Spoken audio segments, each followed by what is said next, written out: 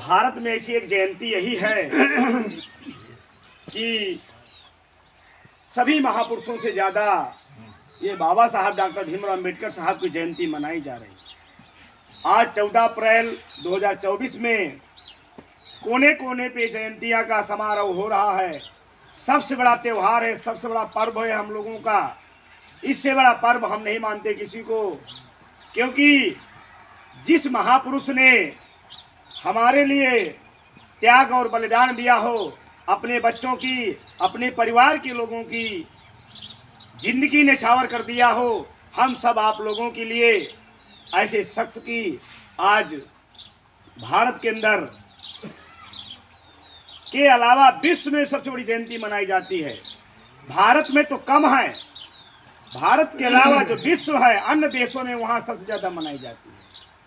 ऐसे महापुरुष का आपके भारत में जन्म हुआ, दूसरे देश के लोग इस बाबा साहब की यादों में बड़े बड़े उद्घाटन करते हैं, बड़े बड़े उनके लिए स्टैचू बनवाते हैं। तो ये जो भारत के अंदर आज 15 अगस्त 1947 को जब देश आज़ाद हुआ, तब हमको लगा कि हमारे आज़ादी का आंदोलन है, ये हमारी आज़ादी है भारत के अंदर। बल्कि ये आज़ादी नहीं थी, जिस आज़ादी का आंदोलन हमारे भारत में सत्य शोधक समाज का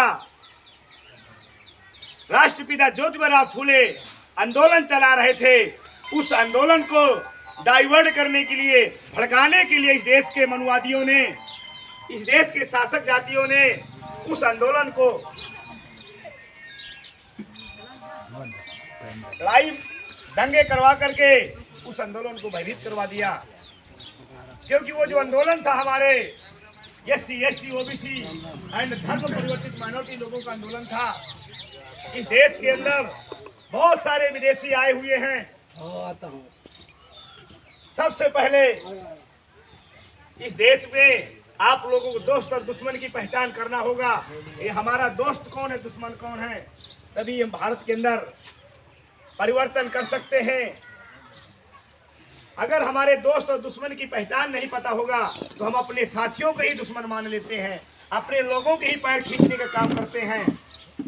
इसलिए दुश्मन आपका वही है जो संविधान को खत्म करने वाला है, जो भारत के अंदर जातियों का बहुत बड़ा जाल फैलाया है, छुआछूत, भेदभाव, ऊंच नीच, रंगवाद, भेदभाव, लिंगवाद का निर्माण किया है, वो भारत का दुश्मन है, वो हमारा दुश्मन है। उस दुश्मन को पकड़ो कि भारत में इसने किसने निर्माण किया। पाप पुण्य की बात करता है और बहुत सारे आडंबरवादी, भखंडवाद में, अंधविश्वास में हम लोगों को जाल में फैला देता है। ये कहीं ऐसा ना हो। एक समय आया था कि पढ़ने का अधिकार नहीं था। जब पढ़ने का थोड़ा सा अधिकार मिला हमारे महापुरुषों के त्याग और बलिदान के बाद, तो उन्होंने हमारे लोगों को मंदिर मस्जिद में उलझा दिया। और मंदिर मस्जिद में उलझाने के बाद आज कहीं ऐसा ना हो कि शिक्षा की तरफ ये मुड़ जाए, क्योंकि शिक्षा वो सिरनी का दूध है, जो पिएगा वो दहाड़ेगा, दहाड़ेगा नहीं तो गुर्राएगा जरूर, क्योंकि शिक्षा वो ताकत है। शिक्षा से बड़ी कोई दौलत नहीं है। ये आपको ज्योतिबा फूले और उनके धर्म पत्नी सावित्रीबाई फूले के बदौलत भारत के अंदर शिक्षा के द्वार खोले गए, विद्यालय खोले गए। आज हमारे लोग सरस्वती को लोग कहते हैं कि ज्ञान की देवी है। अरे हमारे लिए जिसने विद्यालय खोला, हमें जिसने हक और अधिकार दिया, वो हमारे लिए भगवान है, हम उनको भगवान मानते हैं। आप विद्यालय मत भेजिए अपने बच्चे को, क्या विद्वान हो जाएगा? नहीं पढ़ाएंगे तो क्या विद्वान हो जाएगा? हमारे बहुत सारे लोगों के अंदर पखंडवाद दिमाग में घुसेड़ दिया कि आप जो किस्मत में लिखा करके आए हो वही होगा। किस्मत में लिख करके नहीं आता, किस्मत में हमको लिखना पड़ता है। जब हम किस्मत में लिखेंगे, अपने बच्चे को उस रास्ते पर उतारेंगे, पढ़ाएंगे और उस मार्गदर्शन दिखाएंगे अपने महापुरुषों का, तब जाके वो डॉक्टर, इंजीनियर, IAS, PCS, वकील, मास्टर, सांसद, विधायक, मंत्री, विधायक बन सकता है। शिक्षा ही नहीं होगी क्या कर सकता है।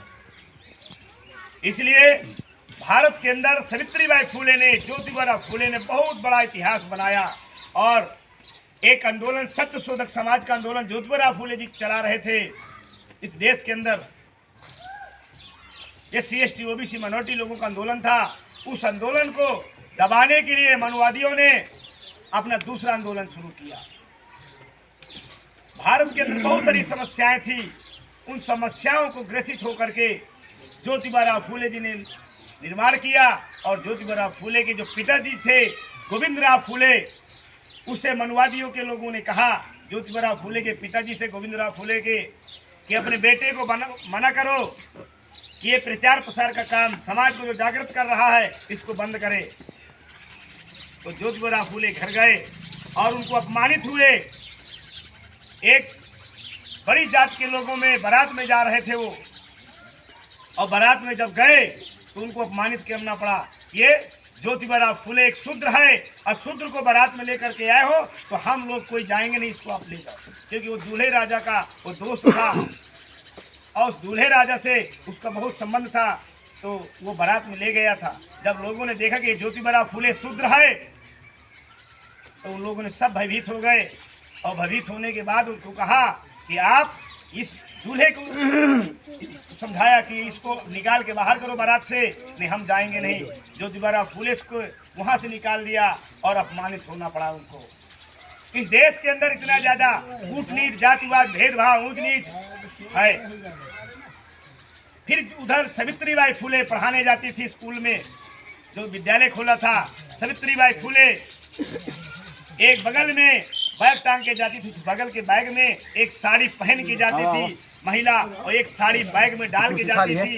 जो लोग उसके ऊपर कीचड़ डालते थे, गोबर डालते थे, अभद्रताएं गाली देते थे, ये 75 चल दी, ये मटराइन चल दी, फिर उसको जो है अपमानित होती थी और स्कूल जाके दूसरी साड़ी बदलती थी। आपके बहुजन समाज के बच्चों को पढ़ाने का काम करती थी।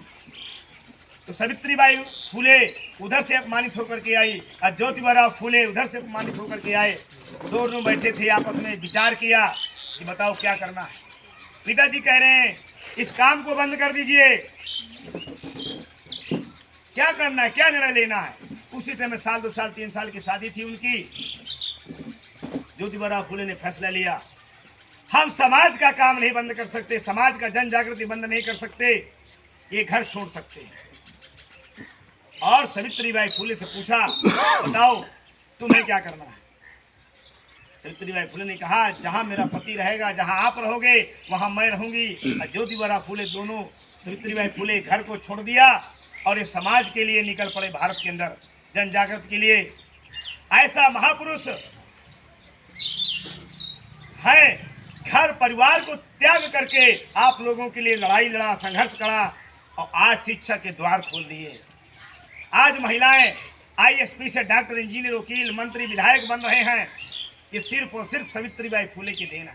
आज जो हम सांसद, विधायक, इंजीनियर बने हुए हैं, हमारे लोग SC/ST OBC चुन करके पहुंचते हैं 131 मेंबर पार्लियामेंट में, वो संविधान के बदौलत है। ये सारे हक अधिकार दिया। आज हम उन महापुरुषों को भूल जाए। इस देश के अंदर बहुत सारी क्रांति हुई, उन क्रांति में जितने भी महापुरुष हैं बैठे हैं, बहुत सारे तथागत बुद्ध जी से लेकर के मानवर कांसीराम साहब की चैन लगी हुई है। ज्योतिबा फूले, पेरियार साहब, संत नारायण गुरु, BL प्रजापति, संत कबीरदास जी, रविदास जी, नारायण गुरु, रमाबाई अम्बेडकर, सविताबाई अम्बेडकर और फातिमा शेख।